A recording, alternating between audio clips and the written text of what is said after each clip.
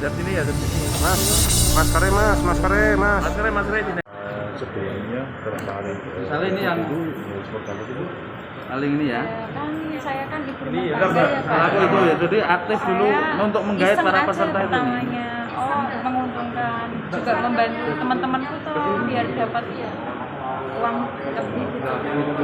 Kok ternyata malah sempat setor berapa? yang ini Sempat setor Ya, itu lihat kaca. mau 400-an juga. Juga. Membernya berapa mbak? Saya cuma 15. 15 member. Nah, Masih dari member itu desakannya seperti apa? Gimana? Dari member itu desakannya seperti apa? Gimana? Dari member desakannya seperti apa? Oh ya, suruh kembaliin secepatnya gitu. Mau nyita-nyita apa gitu. Tapi kan mbaknya nggak ngerti ya mbak ya. Enggak. Jadi uang member disetorkan langsung. Uang member di store ada buktinya semua. Itu sejak kapan mbak?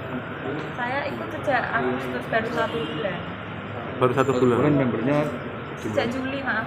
sejak Juli, terus membernya berapa Juli? 15 orang. Mbak, awalnya uangnya kembali nggak atau Kembali 3 kali 4 kali mungkin kembali. sesuai diharapkan atau Sesuai. terus habis itu ngilangnya mulai kapan? Hilangnya tanggal 16 sore. Agustus itu ya? Ya. Mbak siapa namanya mbak tadi? Namanya siapa nih? Merah. Mbak Rahma ya? Mbak Rahma ya. Iya. Terima kasih bahwa pada hari ini kami selaku kuasa hukum yang mewakili para reseller sekaligus sebagai korban dari lelang arisan online yang pada saat ini sedang berlangsung di Salatiga. Menurut beberapa penelusuran kami di beberapa media sosial yang berkembang di Salatiga, arisan online ini kemudian melibatkan banyak member atau korban yang diperkirakan bisa mencapai ribuan orang ya. Dengan nilai kerugian yang cukup fantastis hingga sampai ratusan miliar, bahkan ada juga informasi hingga mendekati angka triliunan, kira-kira begitu ya.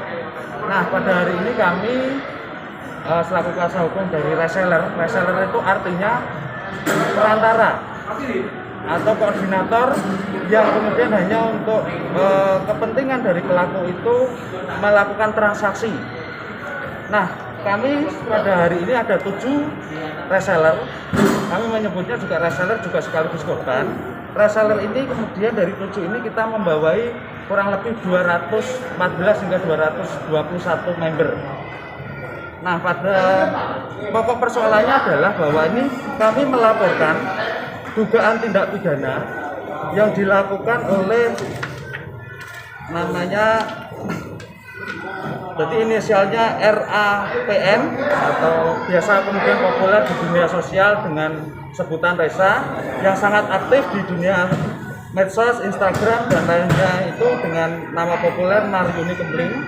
Kemudian juga kami melaporkan pasangannya yang namanya Beni Larisga yang aktif juga di media sosial.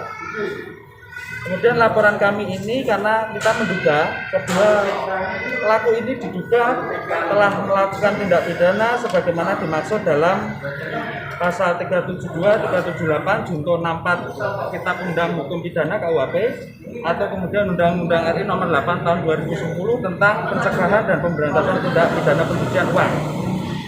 Kami menganggap perlu untuk melaporkan ini karena kemudian para klien kami yang notabene-nya sebagai korban pada saat ini mengalami situasi yang jauh lebih buruk dari apa yang kemudian dialami oleh pelaku utama, pelaku tunggalnya yang namanya tadi kita sebutkan. Karena para klien kami ini kemudian menjadi tumpuan kefrustasian para member lain. Para member lain itu kemudian karena frustasi pelaku utama belum dapat ditangkap atau belum dapat dilakukan proses lebih lanjut, sehingga menengkambing hitamkan tanda kutip ya, atau kemudian menyasar para klien kami ini sebagai reseller. Dan kemudian patut diduga para member ini juga kemudian melakukan tindakan-tindakan yang patut diduga sebagai perbuatan melawan hukum atau main hakim sendiri. Tetapi perbuatan kebrutalan daripada member itu adalah bagian yang tidak terpisahkan dari tindakan perbuatan melawan hukum yang dilakukan oleh pelaku utamanya yang kabur sampai sekarang belum diketahui keberadaannya. Akan tetapi ironisnya pelaku ini meskipun kabur dengan membawa lari uang hingga mencapai angka triliunan ya atau ratusan miliar itu, kemudian sekarang salah satu diantaranya masih aktif di sosial media dengan nada-nada yang masih provokatif. Ini yang kemudian barangkali menciptakan kegelisahan, menciptakan kefrustasian bagi para member lain. Arisan online gitu ya. Dengan sistem sederhananya misalnya dia aktif di medsos, dia kemudian mengiklankan semacam list get atau get lelang itu, misalnya ada lelang sebesar 5 juta rupiah. Ketika ada masyarakat yang berminat cukup membeli dengan uang 3.500.000, maka dalam waktu 2 minggu maka akan dikembalikan 5 juta. Artinya 2 minggu itu akan memberikan keuntungan 1,5 juta. Kalau kemudian jangka waktunya lebih panjang, misalnya 3 minggu, maksimal 3 minggu ya Pak ya, maka keuntungannya bukan 1,5 tetapi 2 juta. Semakin tinggi get pokok yang ditawarkan, maka semakin tinggi pula tawaran keuntungan yang ditawarkan. Semakin tinggi dan semakin panjang jangka waktunya, tapi maksimalnya hanya 3 minggu, maka semakin banyak pula keuntungan yang dijanjikan. Demikian seterusnya.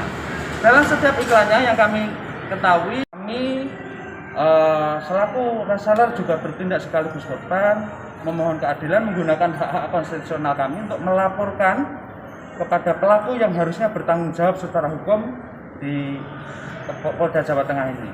Di samping saya ini adalah para reseller yang mungkin bisa disampaikan satu persatu bahwa ini bagaimana kalau kerugian jelas bahwa akumulasi uang 3 miliar itu bukan hanya uang member yang di bawahnya, juga uang pribadi juga masuk di sana, karena member reseller ini juga sekaligus sebagai peserta atau member. Terus dampak yang sekarang dialami adalah teror dan intimidasi dari para korban dengan hampir setiap hari meneror, baik datang ke rumah maupun via chatting maupun telepon yang tidak pernah putus, bahkan menyasar kepada relasi, keluarga besar dan lain-lain. Semuanya itu dilakukan, bahkan ancaman-ancaman yang bernada sarkasme mengancam keselamatan jiwa juga dilakukan, kira-kira. Jangan lupa follow, like, dan subscribe sosial media Tribun Jateng.